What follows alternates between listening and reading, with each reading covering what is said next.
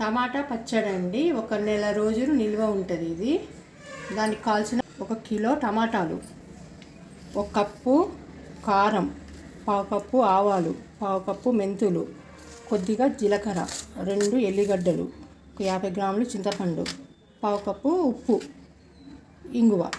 కడిగి ఇట్లా తుడుచుకోవాలండి, నీళ్లు లేకుండా మంచిగా తుడిచి పక్కకు పెట్టుకోవాలి. ఇది తర్వాత మొత్తం పక్కకు పెట్టి సన్నగా కోసుకోవాలి. మెంతులు ఫ్రై చేసుకోవాలండి లైట్గా.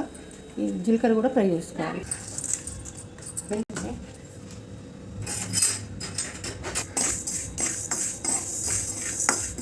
లైట్గా గోల్డ్ కలర్ వచ్చే వరకు ఫ్రై చేసుకోవాలి.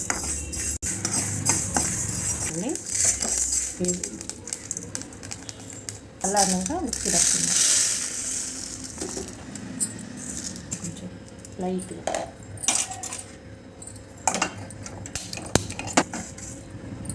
ఫ్రై అయిపోయిందండి లైట్గా. ఇది కూడా పక్కకు పెట్టుకుందాం. జీలకర్ర మెంతులు ఫ్రై చేసుకుందామండి, చల్లగా అయిపోయినాయి. ఈ ఆవాలు కూడా వేసుకుందామండి. మొత్తం మెంతులు ఫ్రై చేసుకుని మిక్సీలో వేసుకుందామండి. మిక్సీ మెత్తగా పట్టుకొని పక్కకు పెట్టుకుందామండి. ఇప్పుడు ఎల్లిపాయలు పొట్టు తీసుకుందామండి. ఎల్లిపాయలు పొట్టు తీసినామండి, 2 ఎల్లిపాయలు. ఇది మిక్సీ పక్కగా పట్టుకుందాం.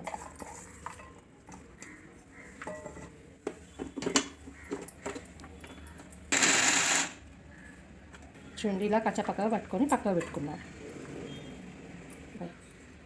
టమాటాలు కోద్దామండి సన్నగా.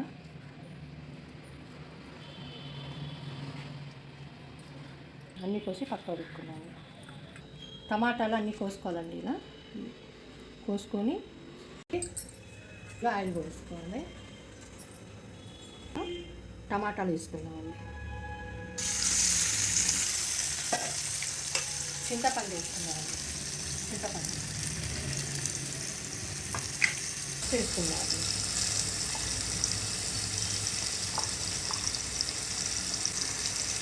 కలుపుకొని దగ్గరికి అయ్యేంత వరకు మూత పెట్టిద్దామండి. చూద్దామండి. ఇంకా కొంచెం దగ్గరికి రావాలి. కొంచెం ఒక 10 నిమిషాలు చల్లారనిద్దాం. చల్లారిపోయిందండి. ఇది మిక్సీ పట్టుకుందామండి. 1 కప్పు కారం, ఉప్పు,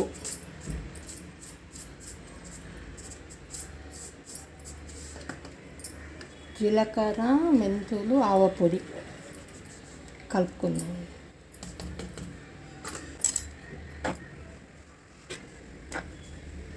ఆయిల్ పోసుకుందాం అండి. ఎక్కిందండి.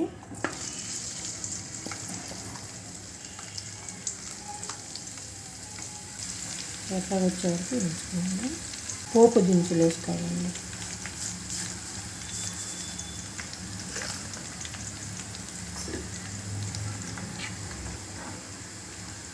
ఇక ఇంగువ, కొంచెం ఇంగువ వేసుకోవాలండి. ఎండుమిర్చి, కరివేపాకు వేసుకోండి లాస్ట్కు. నిమిషాలు చల్లారనివ్వాలండి. పోయిందండి, దీంట్లో వేసేద్దాం.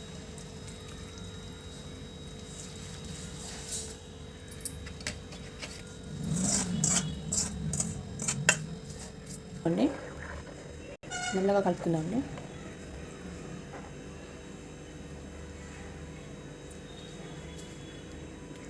టమాటా పచ్చడి రెడీ అయిపోయిందండి. చపాతీలోకి రైస్లోకి చాలా బాగుంటుంది.